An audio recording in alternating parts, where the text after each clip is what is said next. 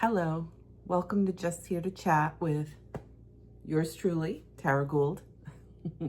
Today, we're going to finish up the Mind, Body, Spirit Connection series by discussing spirit and what that means and how that integrates and works with our mind and our body with regards to balance and how we can utilize those things in order to create our best life.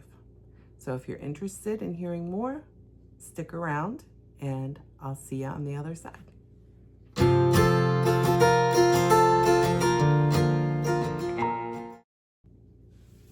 Welcome back. Thanks for sticking around and hearing what we have to talk about. So again, mind, body, spirit. If you're interested in hearing more about that connection, the different components, the mind, the body, then please go to my series. I have the other ones listed in there, and this one too will be posted there. So, in any case, today we are talking about the spirit. And on a basic level, spirit is where we experience our emotions. Okay, our spirit is our life force. It's our essence, if you will. And just on a basic level, it is where we can experience passion, excitement, all of the emotions, and inspiration, right? Now, on another level, if you're looking at it from more of a, in some cases, religious perspective, spirit is our soul, okay?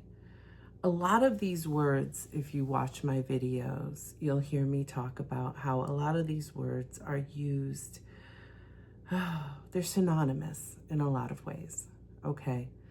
But depending on a person's own stories and the meaning they put behind words, that is oftentimes subjective to them and their experiences in life.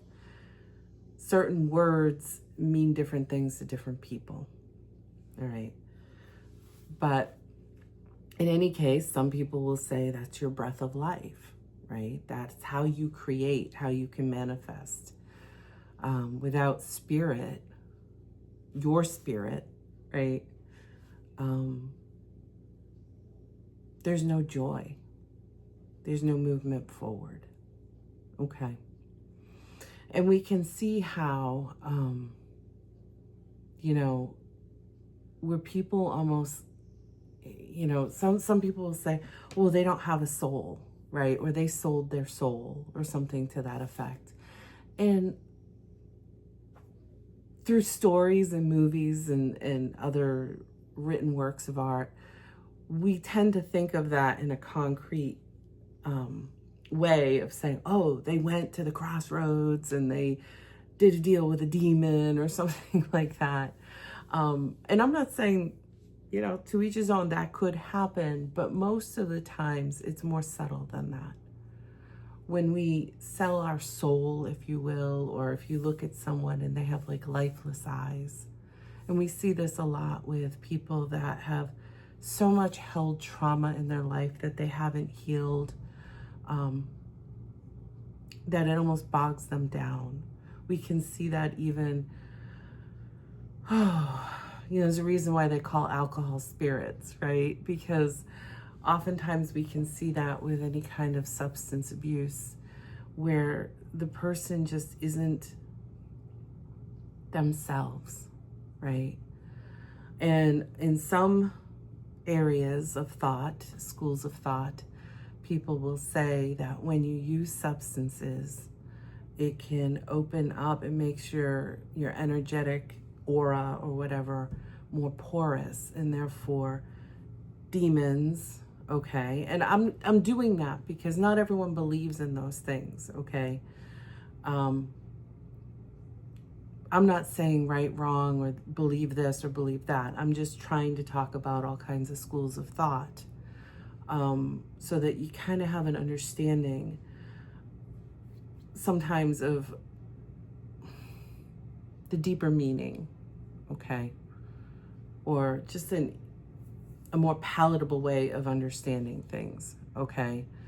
That are more relatable, I guess is the term I'm looking for. Relatability, right? So when we create vulnerability in ourselves, and I'm not talking healthy vulnerability, okay? Like being vulnerable with a loved one that you can trust and that you have good boundaries with. Because that kind of vulnerability can be very healing, all right? So with anything that we talk about, there's usually a positive and a negative aspect to it, right? Because none of us are out here being perfect, and therefore none of us always behave perfectly, and whatever that would look like. You know, some say, you know, some subscribe to certain ways of belief systems that says this is how you behave perfectly. And then there could be a whole different belief system that says, no, that's evil. And I'm not making fun of anyone, because we all are out here doing the best we can with what we have, okay? And we're all raised with different belief systems within different cultures and different environments, different experiences that shape and mold us. And then that's only talking about the external. There's the whole internal environment that we subject ourselves through, or to, I should say.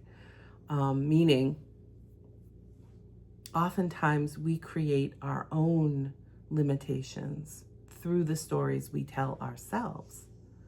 Limitations, blockages, sometimes our own prisons, if you will, prison of the mind, right?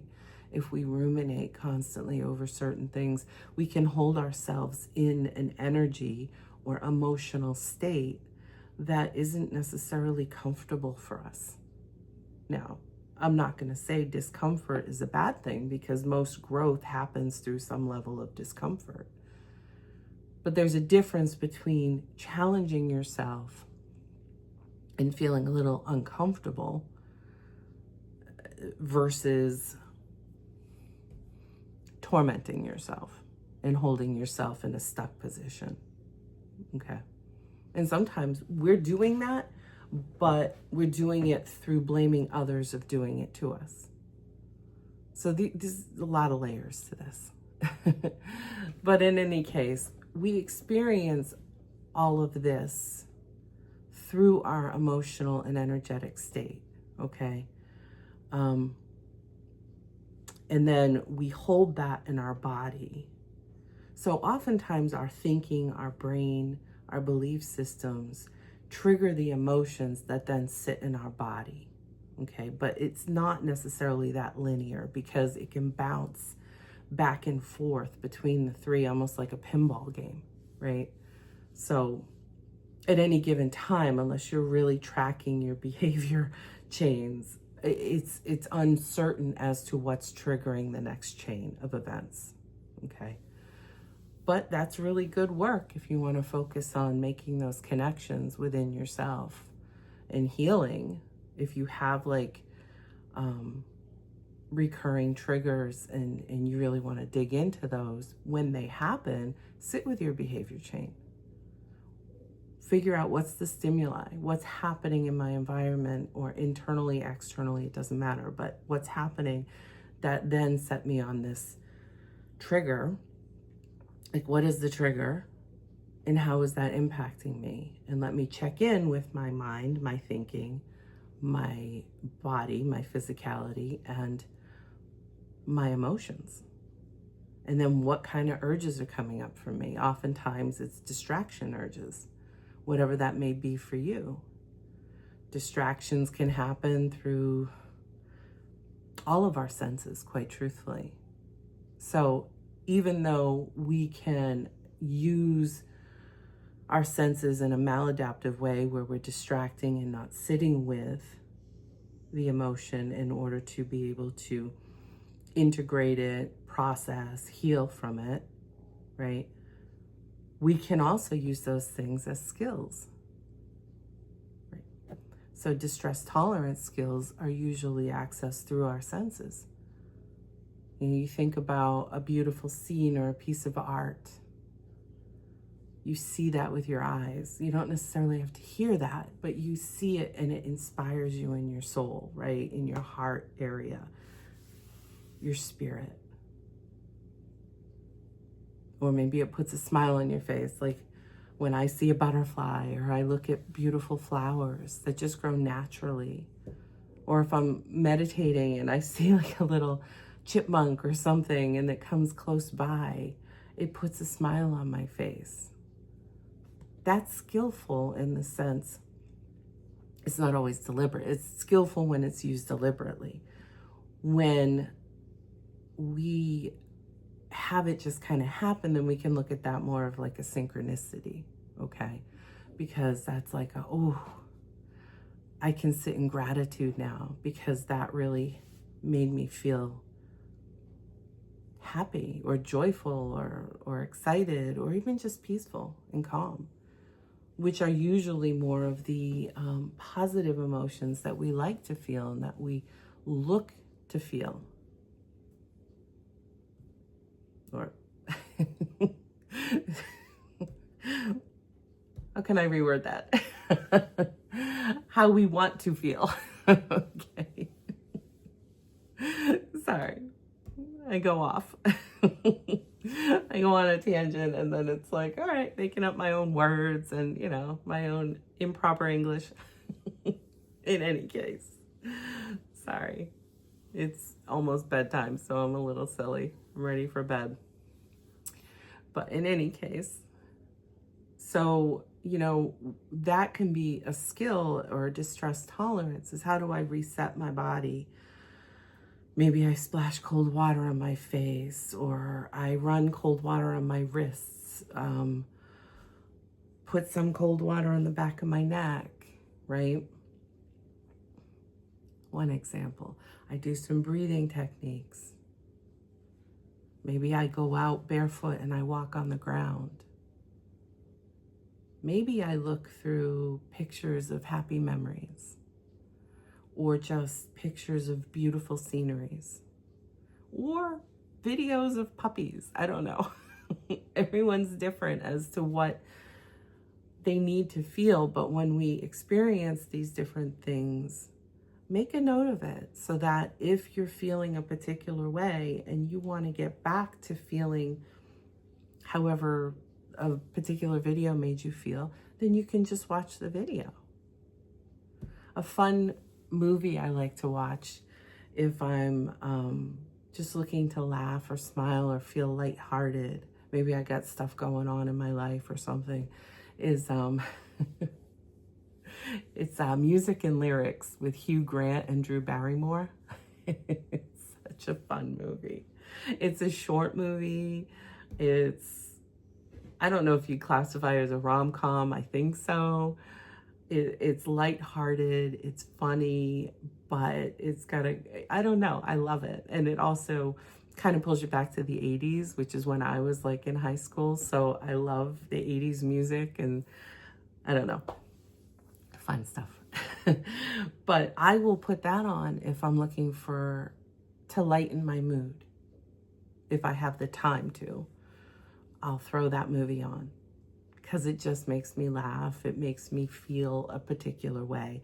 So in the end, when I'm talking about emotions, energy, spirit, right? It's the feeling and how that motivates you. And this is why I always say, be mindful of the emotions or the energy that you're sitting in and how it's motivating you before you take action. So on the behavior chain, that would be like, I have this urge. Let me take a pause. Sit with that. Is that coming from unhealed aspects, insecurities? Is that coming from a projection? Did somebody try and shame me or tell me that I should, which is shaming, feel a particular way or view something in a particular way, but that is not in resonance with how I truly feel? Am I diminishing myself in order to people please whoever is telling me that or projecting that onto me, and why? Usually when we do that, it's a self-worth issue, and sometimes that comes from some kind of abandonment wound. Abandonment wound does not mean you were dropped on a doorstep. It could be a loss of a caregiver at an early age. It could be you might have two very loving parents, but they don't meet your emotional needs in a consistent way where you feel stable in your life. That doesn't make them evil. And sometimes people struggle with even how they feel because they can sit there and say, I have very loving parents. I don't know why I feel like this. Because they're reluctant to even say anything and then just consider themselves the problem. These are just some examples, but those are some of the ways that sometimes we hold ourselves bound in almost a prison state internally, because we're feeding a storyline that makes us the villain in some capacity, okay? Then sometimes we can stay stuck if we're feeding a storyline that makes us feel like the constant victim and that someone else is the villain.